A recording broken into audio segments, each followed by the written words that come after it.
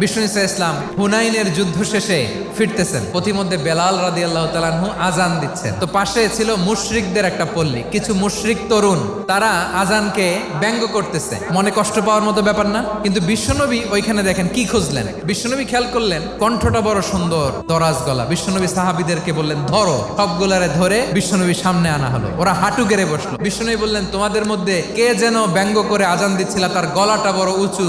আবু মাহজুরা বলে আমার বন্ধুরা সবাই আমার দিকে আঙ্গুল দেখায়। আবু মাহজুরার মাথায় হাত দিয়ে বললেন এবার আজান দাও দেখি। আবু মাহজুরা বলে আমি তো আজান দিতে জানি না। বিশ্বনবী বললেন তাহলে আসো আমি তোমারে শিখাই দেই। বিশ্বনবী একটা বাক্য পরে, আবু মাহজুরা পরে, বিশ্বনবী পরে, আবু মাহজুরা পরে। আবু মাহজুরা বলে এক একটা বাক্য পড়ি আমার কলিজাটা গলে ঠান্ডা হয়ে যায়। বিশ্বনবীর সাথে দাঁড়িয়ে উনি শাহাদা পড়ে মুসলমান হয়ে গেলেন। বিষ্ণু ইসা ইসলাম বললেন যাও আবু মাহজুরা, আমি তোমাকে পৃথিবীর শ্রেষ্ঠতম মসজিদ মক্কার মসজিদুল হারামের মুয়াজ্জিন হিসেবে অ্যাপয়েন্ট করে দিলাম।